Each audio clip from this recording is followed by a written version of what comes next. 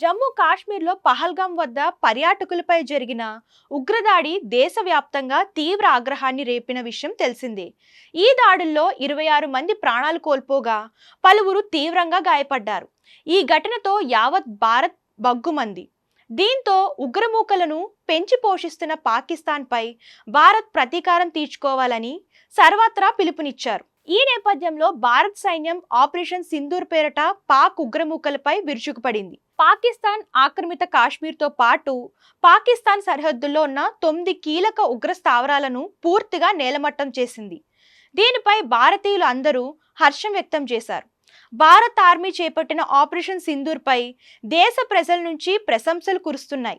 అదేవిధంగా సినీ, రాజకీయ, క్రీడా ప్రముఖులంతా భారత్ సైనికుల ధైర్య సాహసాలను అభినందిస్తూ ఆపరేషన్ సింధూర్పై ప్రశంసలు కురిపిస్తున్నారు. ఇక ఇండస్ట్రీ నుంచి చాలా మంది ప్రముఖులంతా సైనికులకి మద్దతు తెలుపుతూ పోస్ట్ చేశారు. ఈ క్రమంలో తాజాగా పాన్ ఇండియా స్టార్ ప్రభాస్ కూడా ఆపరేషన్ సింధూర్పై ఇంట్రెస్టింగ్ పోస్ట్ పెట్టారు. భారతదేశం ఉన్నతంగా నిలుస్తుంది అని రాసుకొస్తూ ఆపరేషన్ సింధూర్ను ట్యాగ్ చేశారు. ప్రస్తుతం ఈ పోస్ట్ నెట్టింట వైరల్గా మారింది.